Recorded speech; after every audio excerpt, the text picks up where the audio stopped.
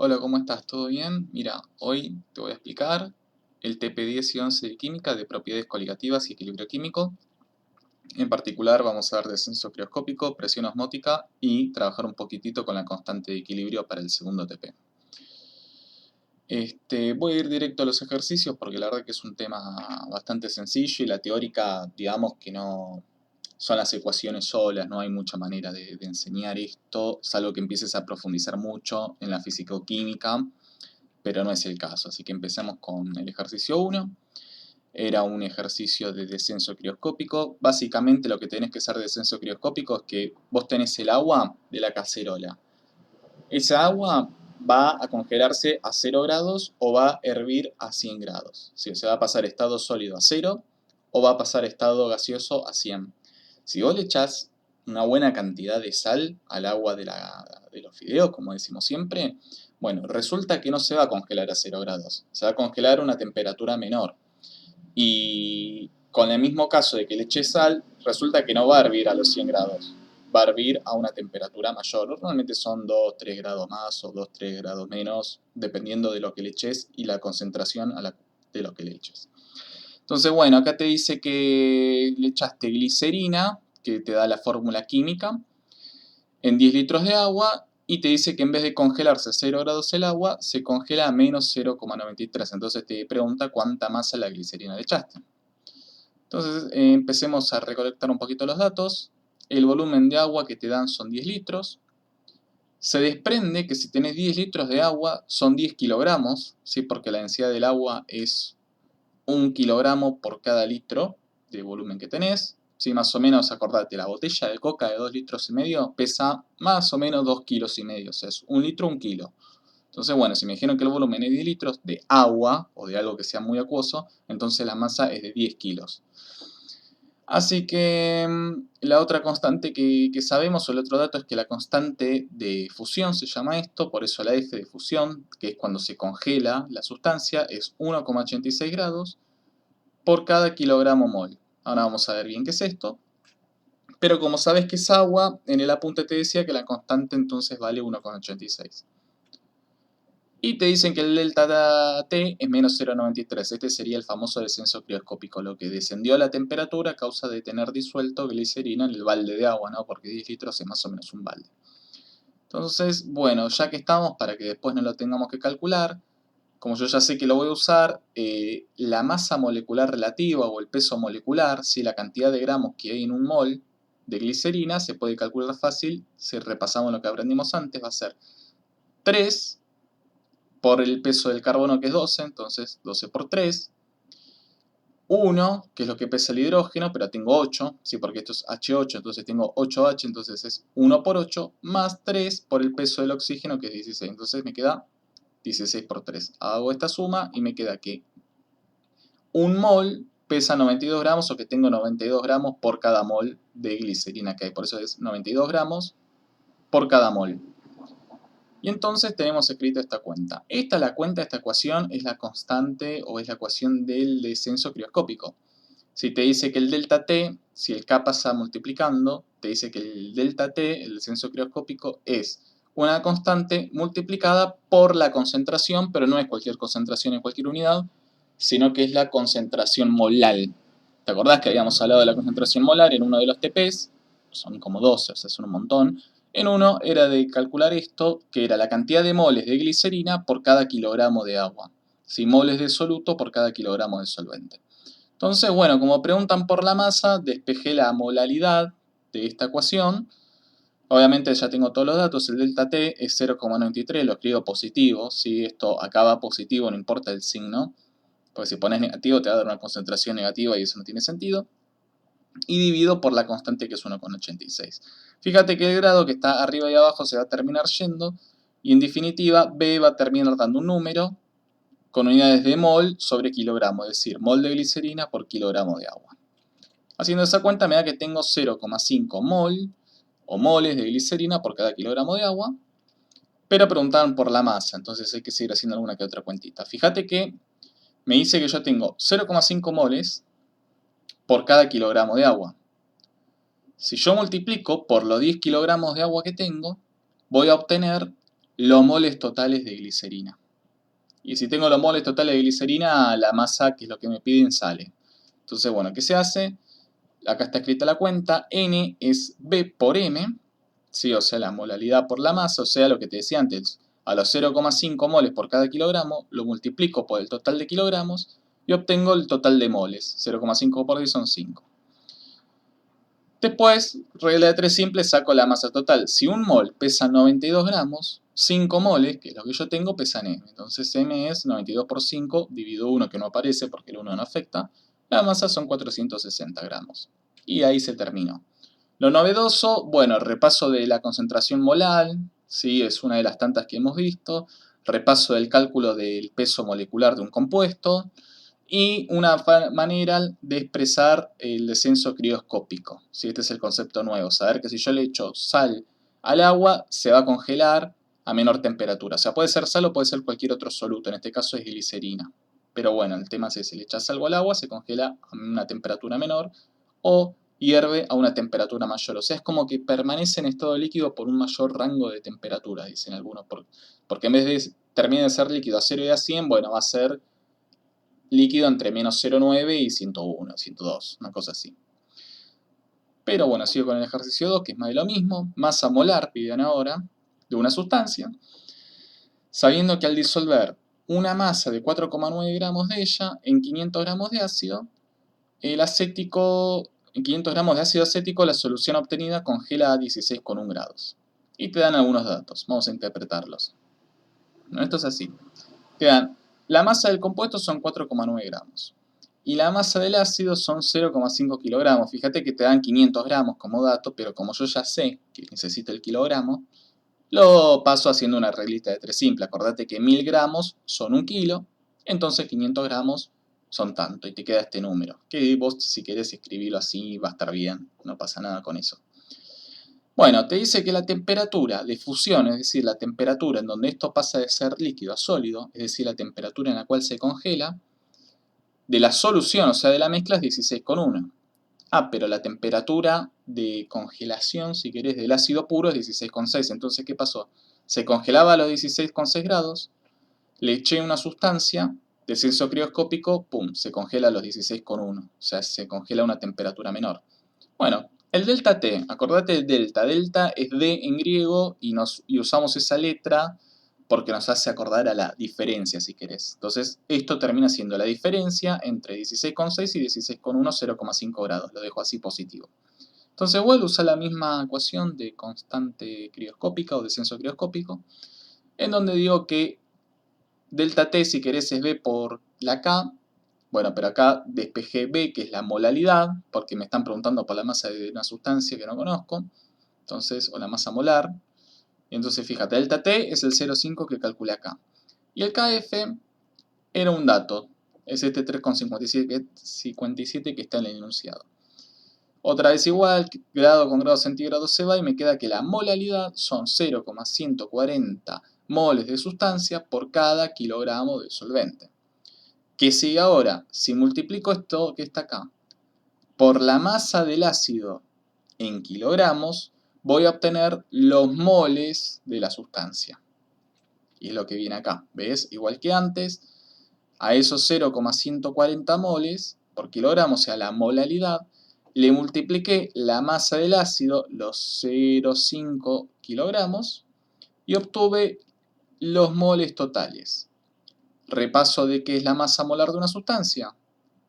Es la cantidad de masa que hay en un mol y se calcula como la masa que tenés dividido los moles que tenés directamente. Podés calcularlo así o plantear una regla de 3 simple y llegar a la misma cuenta. Si podrías decir, si yo tengo 4,9 gramos en 0,07 mol, en un mol voy a tener tantos gramos. Y bueno, llegás a esto que está casi no así. La masa que tenés dividido los moles te da la masa de un mol. Entonces, bueno, 4,9, que es el dato, 0,07, que es lo calculado, me queda que la masa molecular de la sustancia son 70 gramos por mol. Es decir, que voy a tener 70 gramos en un mol, o por cada mol que tengo voy a tener 70 gramos. ¿Sí? Es una equivalencia. Va de lo mismo, ¿no? Y ya enseguida, mira qué rápido se pasa, pasamos al 3. Pide calcular, bien. pide calcular la presión osmótica, otro de los problemas. Bueno, te decía, pide calcular la presión osmótica a una determinada temperatura de una solución de glucosa, te dan la fórmula de la glucosa, son 6 carbonos, 2 hidrógenos, 6 oxígenos, disueltas en agua. Y además te dan la concentración másica, que son 9 gramos por litro. Bueno, un poco de datos, a ver qué es lo que nos dan. Me dicen que la temperatura son 27 grados centígrados, y acá lo voy a pasar a otra unidad que en la que se mide la temperatura, que son los Kelvin. Para pasar de centígrados a Kelvin, simplemente se suma 293 y te da la temperatura en escala Kelvin. ¿Sí? Eso con otra unidad. Es como que vos medís, las distancias las puedes medir en metros, o kilómetros, o centímetros, dependiendo de qué circunstancia estés. La temperatura lo mismo, la puedo medir en centígrados o en Kelvin. Para pasar de una a otra, sumo 293. Ya me avivé de que voy a necesitar este dato de la masa molecular relativa, así que lo calculé. Fíjate que son 6 de carbono, que pesan 12, entonces 6 por 12, estamos acá. 12 de hidrógeno, que pesan 1, entonces pongo 12 por 1. Y por último, 6 de oxígeno, que pesan 16 cada oxígeno, 6 por 16. 6 por 12 más 12 más 6 por 16, 180 gramos mol. Después me da la concentración másica, por eso C de concentración y M de másica. Concentración másica, 9 gramos por litro. Y como yo sé que necesito los moles, bueno, calculo la cantidad de moles que tengo, 9 gramos. Sí, ahora vas a ver por qué hice eso. Por ahí me adelanté un poquito a escribirlo ahí, pero fíjate. MR, la masa molecular relativa, ¿te acordás que habíamos dicho que era la masa dividida la cantidad de moles? Lo dijimos en la diapositiva anterior. Entonces yo puedo pasar el n multiplicando acá y este bicho dividiendo acá y obtener esta ecuación así como está escrita y darme cuenta que acá tengo todo porque tengo 9 gramos, sí que es la masa, y además tengo 180 gramos por mol. O sea, como el mol viene dividiendo, pasa multiplicando acá, ¿no? Si tienes algo dividiendo en el denominador, pasa multiplicando el numerador, ¿no? Cuestión de cuentistas. Gramo con gramo se va y me queda la cantidad de moles que tengo. Si 9 dividido 180 quiere decir que yo tengo 0,05 moles acá en este litro, si querés. Tenía 9 gramos por litro o 0,05 moles por litro.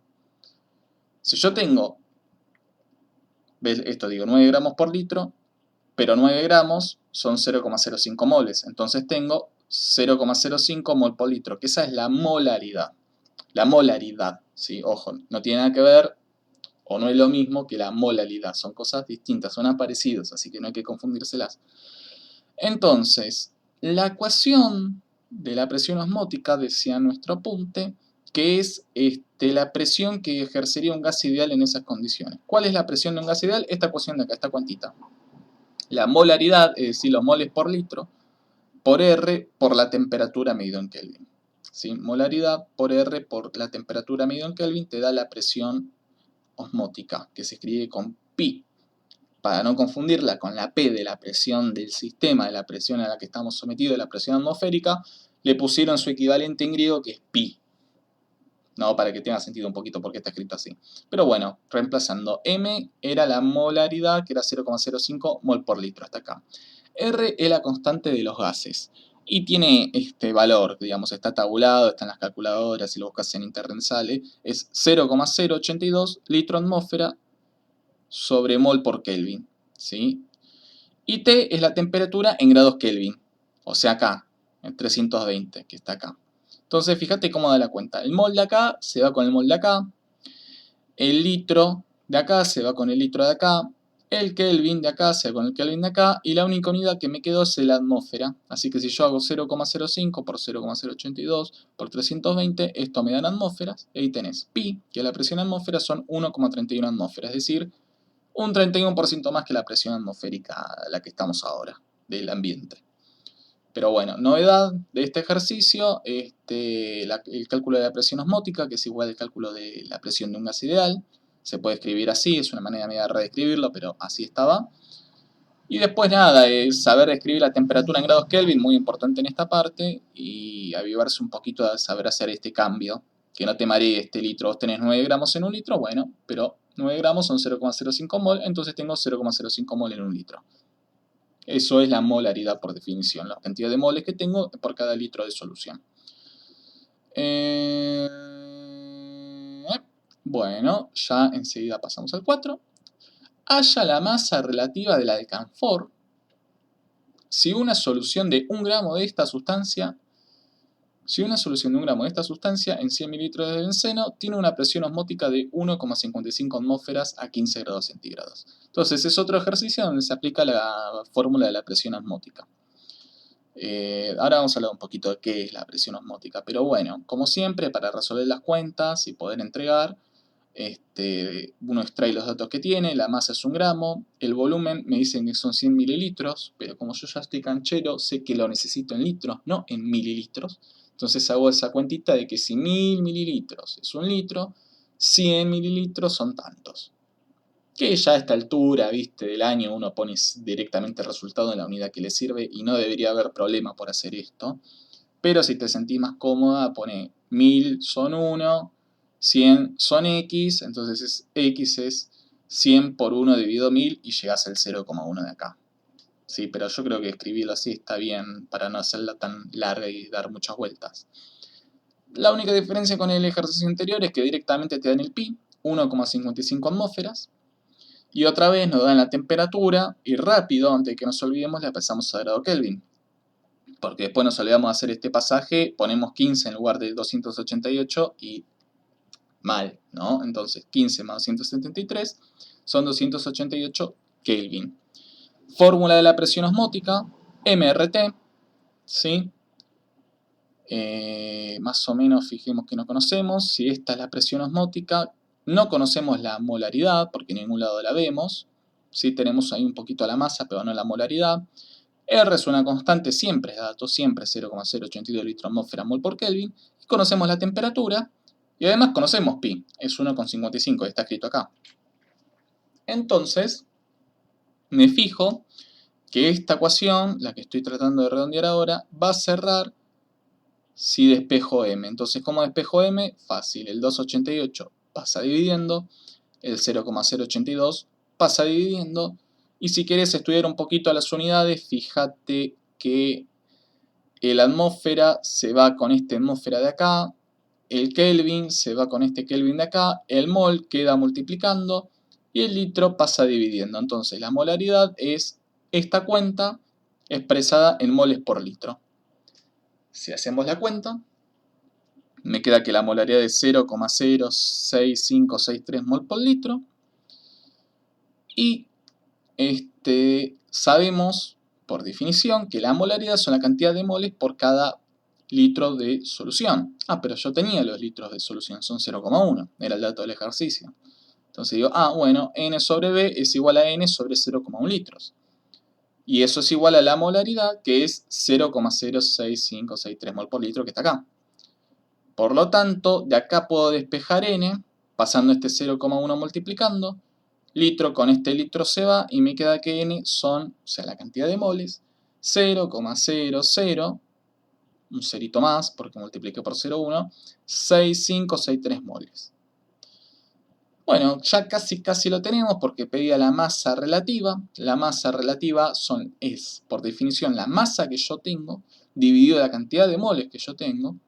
Resulta que la masa sí era un dato, era 1 gramo, es el primero que está escrito, 1 gramo, tengo 1 gramo de sustancia, tengo 0,006563 moles de la misma. Si hago esta cuenta en la calculadora me da que la masa molecular relativa, es decir, la masa de un mol, son 152,4 gramos por cada mol de alcanfor. ¿Sí? O sea, un mol de alcanfor, que era la sustancia de la que partimos, pesaría con este modelo 152,4 gramos. Y se terminó los ejercicios de presión osmótica. Te quería hablar un poco de lo que es la ósmosis o la presión osmótica. Esto se usa mucho en cocina. Básicamente, si yo tengo, suponete que la cebolla en la sartén y yo le echo mucha sal, el agua de la cebolla se empieza a ir de la misma, se empieza a deshidratar, se usa para deshidratar verduras a veces. Es un método de cocción que hay. Entonces vos ponele un pollo y lo echás de sal y el pollo empieza a liberar toda el agua que tiene. Bueno, pero ¿por qué? Uno se tiene que preguntar, ¿por qué el agua abandona la comida cuando la cubro de sal? Y bueno, porque más o menos la sal que está ahí como que de alguna manera empieza a atraer el agua, ¿sí? Por una interacción molecular que hay entre las moléculas de agua y las moléculas de la sal o de otra sustancia. Y el agua empieza a fluir. Y los que saben de esto saben que si vos tenés un líquido que fluye, que se mueve, tiene que haber una presión. Entonces la conclusión es que si yo cubro de sal la cebolla, empieza a fluir el agua, por lo tanto se estableció una presión, una diferencia de presión. ¿Y cuál es esa diferencia de presión? Bueno, es lo que llamaron presión osmótica. Esta se me ocurre como una manera súper fácil, digamos, y resumida de introducir este tema hacia la distancia, sin darle mucha vuelta, sin hacer muchos dibujos, por ahí que no se entienden, después por acá, y queda medio feo, pero más o menos tener una idea de que si vos metes un soluto, una sal, alcanfor, lo que sea, como dice acá, va a generar una diferencia de presión en el agua, en principio, para hacerlo corto, ¿no? Pero bueno, por ahí lo importante para poder hacer las cuentas es la ecuación que está acá, pi mRt, temperatura en Kelvin, m es la molaridad, es una unidad de concentración, se pone en mol por litro, R 0,082 y pi en atmósfera, siempre así. Ojo que a veces por ahí te lo dan en otra unidad y hay que estar atento como hay que hacer la regla de 3 simples para hacer el pasaje. Pero bueno, yo tampoco me quiero darte más de lo que te dan en el TP para no sobrecargarte, ¿viste? Pero cualquier cosa, si aparece, preguntame. Bueno, esto ya es parte del TP11, las expresiones de la constante de equilibrio para las siguientes reacciones. Vamos a ver un poquito qué son. Esto es una reacción. Carbono sólido reacciona con agua gaseosa H2O, da CO, que es monóxido de carbono gaseoso, e hidrógeno gaseoso. Esto es una reacción. Esta doble flecha indica que están en equilibrio, es decir, que tanto el carbono como el agua me generan monóxido e hidrógeno, pero al mismo tiempo, en simultáneo, el hidrógeno y el monóxido están reaccionando y me están dando lo que tengo a la izquierda, o sea, carbono y agua. ¿Sí? Es como que vengo de este lado, por eso la flecha que apunta a la derecha, pero también se da la combinación inversa, por eso hay una flecha que apunta a la izquierda. En el equilibrio, lo que pasa es que estos dos fenómenos se dan a la misma velocidad. Entonces, yo no voy a ver una variación en las concentraciones de estos compuestos.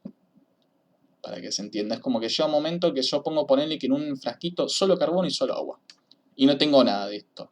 Bueno, va a llegar un momento que yo veo que tengo cada vez menos carbono, cada vez menos agua y cada vez más de estos dos de acá.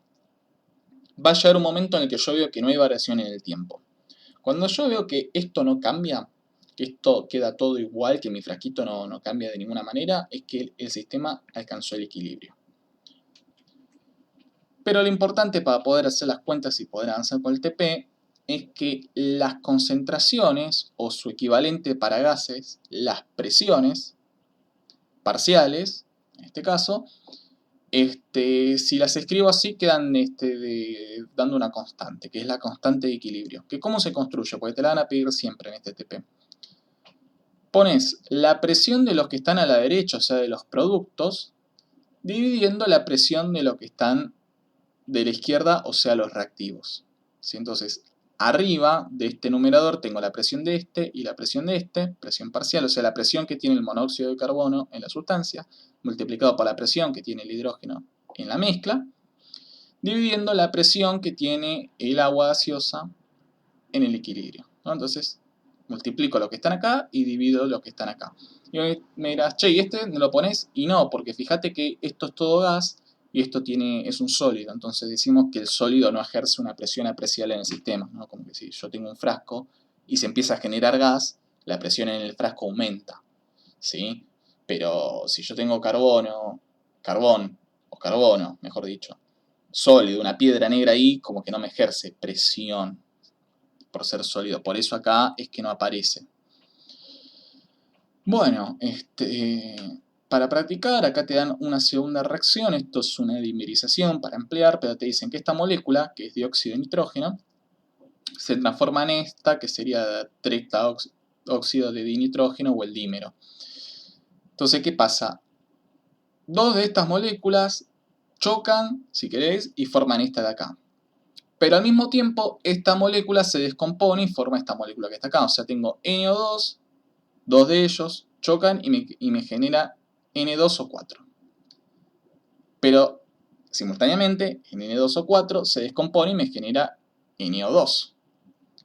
Estas reacciones en simultánea llegan a un momento de equilibrio, pasan a la misma velocidad y terminan dando la constante K de equilibrio de la reacción, que es cuando estas presiones parciales, la del nitrógeno 2, oxígeno 4 y la del nitrógeno oxígeno 2, permanecen invariantes a lo largo del tiempo. Producto dividido reactivo, con la única diferencia es que como acá hay un 2, bueno, se traduce en que esto va al cuadrado. Y de nuevo, no tendría herramientas ahora con lo que sabés, con lo que te dieron para justificar de dónde sale esto y por qué te hacen hacer esto.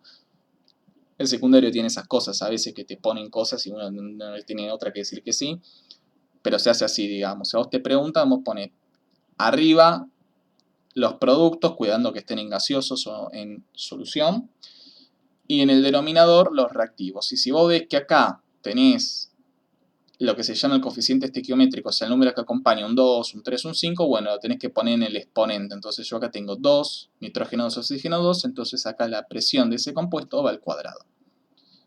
Y para terminar, acá está el ejemplo por ahí más completo. Dos moléculas de esto se combinan con una molécula de oxígeno 2 y me generan dos moléculas de este componente que está acá. Entonces, ¿cómo se escribe la constante de equilibrio? Bueno, al principio vos ponés presión de este, presión de nitrógeno 2, dividido la presión de los reactivos. Este de acá y este de acá. Y después te fijas los coeficientes estequiométricos. Acá hay un 2, entonces acá aparece este 2, que no sé si se nota que está como medio en amarillo, en el exponente, entonces tengo presión de NO2 al cuadrado. Y acá también tengo este 2 rojo, entonces aparece acá al cuadrado este 2 rojo. Y ahí tengo la constante de equilibrio, escrita en función de las presiones parciales de esta reacción química. Bueno, a ver qué viene. Vamos a ver si lo podemos hacer. Acá hay un texto que lo voy a leer a medida que aparece, pero que dice que el concepto de equilibrio químico se aplica a reacciones reversibles, es decir, aquellas en las cuales los reactivos se transforman en productos que una vez formados pueden volver a transformarse en reactivos. Significa que existe una reacción directa y otra reacción inversa que se producen con la misma velocidad, por eso se dice que el equilibrio es dinámico. Bueno, este era el ejercicio que te daban un texto y lo tenías que completar con palabras. Muy original. Y nada, acá están en mayúscula y un poquito negrita, o sea, como en letra más gruesa, las palabras con las que tenías que completar. Pero básicamente resume lo que veníamos hablando, ¿no? Que vos tenés los reactivos al lado izquierdo, los productos al lado derecho. Los del lado izquierdo se transforman en el lado derecho, los del derecho vuelven hacia el izquierdo, entonces se puede revertir la reacción, o sea, en el equilibrio la reacción es reversible, va para un lado, va para el otro, ¿sí? Va para la derecha, se revierte para la izquierda. Entonces reactivos se transforman en productos, productos se transforman en reactivos, y obviamente quiere decir que tenés dos reacciones, la directa y la inversa, ¿sí? La flecha que apunta para la derecha y la flecha que apunta para la izquierda.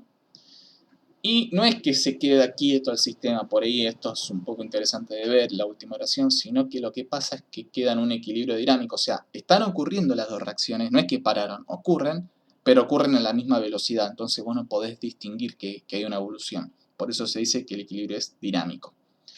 Y después hay un segundo párrafo que dice que una vez que se ha alcanzado el equilibrio, las concentraciones de reactivo y productos permanecen constantes mientras no se modifique la temperatura o la presión. Bueno, esto es un poco lo mismo. Las concentraciones van a permanecer constantes y van a quedar fijadas por la constante de equilibrio. O sea, las concentraciones tienen que cumplir que la presión de los productos dividido la presión de los reactivos sea igual a una constante. Si vos modificás la temperatura o en una segunda instancia la presión, la constante K de la que veníamos hablando antes, a ver si puedo volver para atrás, va a cambiar. O sea, suponete que estamos acá.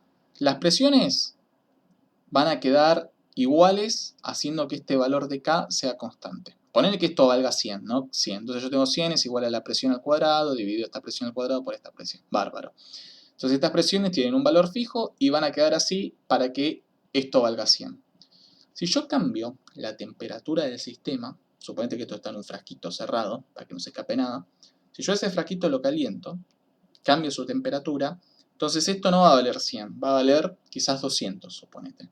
Entonces, bueno, como ahora esta cuenta tiene que dar 200, ahí sí las presiones pueden variar hasta que se vuelve a alcanzar la nueva constante y quedan fijas de nuevo. Pero básicamente, en resumen, sabe que esta acá depende de la temperatura y un poquito de la presión. Es un poco esa idea, pero uno casi siempre que está en equilibrio trabaja temperatura-presión constante, así que no debería haber problema. Pero bueno, esto está como para leerlo un par de veces y tratar de razonarlo un poquito.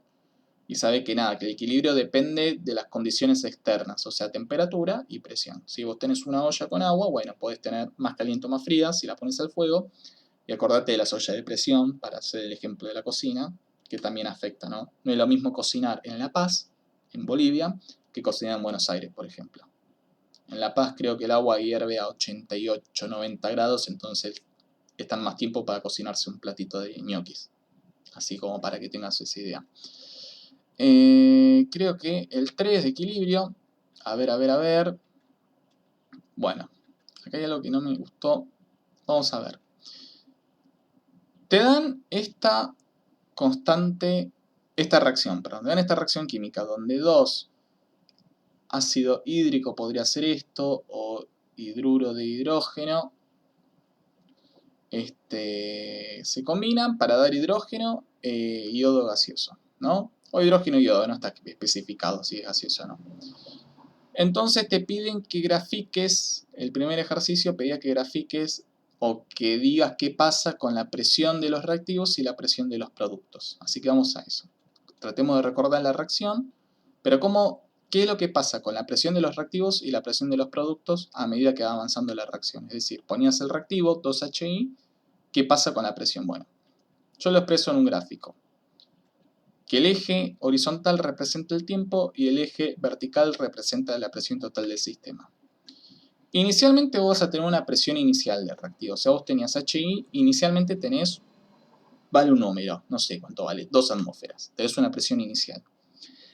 A medida que avance el tiempo, o sea, a medida que yo vea que el tiempo avanza, esta presión inicial va a disminuir porque se va a consumir el reactivo a medida que avance la reacción. Entonces yo voy a tener una presión inicial y se va a consumir. Pero ¿hasta dónde es la pregunta que uno? ¿Hasta cero? ¿Hasta dónde? Bueno, la presión inicial del reactivo va a ir bajando hasta que se estabiliza en una presión de equilibrio, que sería más o menos así la curva. O sea, arranca una presión inicial, baja, y llega un momento donde yo veo que se queda fija, que no cambia más. Por eso acá la recta se hace horizontal en esta zona. Llegó a la presión de equilibrio. ¿Sí? Entonces, si yo acá leo la presión inicial, acá abajo leo la presión de equilibrio. Con el reactivo, con el producto va a pasar algo totalmente distinto. Arranco en cero, voy a arrancar en cero, y a medida que avanza el tiempo voy a tener más presión de producto, más presión de producto, más presión de producto, hasta que llego a la presión de equilibrio del producto, y ahí es donde se estabiliza el sistema, más o menos a partir de este tiempo arbitrario, donde está ahora el punto rojo. ¿Y qué pasa? A partir de acá, por más que el tiempo pase, la presión de equilibrio es constante. Ponele, acá son 5 horas, imagínate, tengo esta presión. Acá son 10 horas, tengo la misma presión, estoy a la misma altura. Y lo mismo para la curvita amarilla. Esto sería como una expresión más matemática, si querés, un poquito más visual. Ahora, esto tendría que aparecer antes, es la reacción en que te decía. Este reactivo HI se consume y baja su presión. Y estos productos, hidrógeno y yodo, se generan y van aumentando su presión parcial. Y acá está un poquito en texto, para traducir un poco este gráfico, lo que veníamos diciendo antes. La presión parcial del reactivo, o sea disminuye a medida que avanzamos el tiempo hasta que se llega a su presión parcial de equilibrio, que sería la de acá, hasta que se estabiliza en el equilibrio. Las presiones parciales de los productos aumentan por igual. ¿Por qué? Porque la presión depende de la cantidad de moles, y ves que tengo un mol de este y un mol de este. O sea, tienen el mismo, se me generan lo mismo, si querés. Entonces aumentan por igual, son lo mismo a medida que avanzamos en el tiempo, hasta que llegamos a su presión parcial de equilibrio. Si tengo presión parcial de y presión parcial de estos. Como el número de moléculas totales que se producen es igual al número de moléculas que se consumen, 2 a 2, la presión neta del sistema permanece constante. Es decir, por cada 2 moles de reactivo que consumo, me genero 2 moles de producto, o sea, uno de estos y uno de estos. Olvídate de este 2 chiquitito es la atomicidad, es otra cosa. Lo que importa es el número que acompaña a la izquierda, el número grande. 2 de estos me genera uno de este, que no se escribe cuando es 1, y un segundo de esto, o sea, 2 moles reaccionan y me generan 2 moles. La presión, habíamos visto, y aparte es intuitivo, depende de la cantidad de moles. Si yo tengo muchísimos moles, voy a tener muchísima presión. Si tengo muy poquitos moles, voy a tener muy poquita presión. Si yo a medida que avanza la reacción mantengo el número de moles, como es en este caso, entonces la presión va a permanecer constante. Podríamos decir que habría que ver que la temperatura y el volumen sean constantes, pero digamos, para hacerlo fácil, si no cambian los moles, no tendrían por qué cambiar la presión del sistema. Y entonces, bueno, porque era una de las preguntas, ¿qué pasa con la presión del sistema? Bueno, como no cambian los moles, porque la reacción es 2 a 2 o 1 a 1, la presión neta del sistema permanece constante. No obstante, la presión parcial de los componentes sí cambia. Este va a bajar, como vimos en esta curva, y los de los productos van a subir, como vemos en la blanquita. Y después preguntaba si la velocidad en el equilibrio es cero.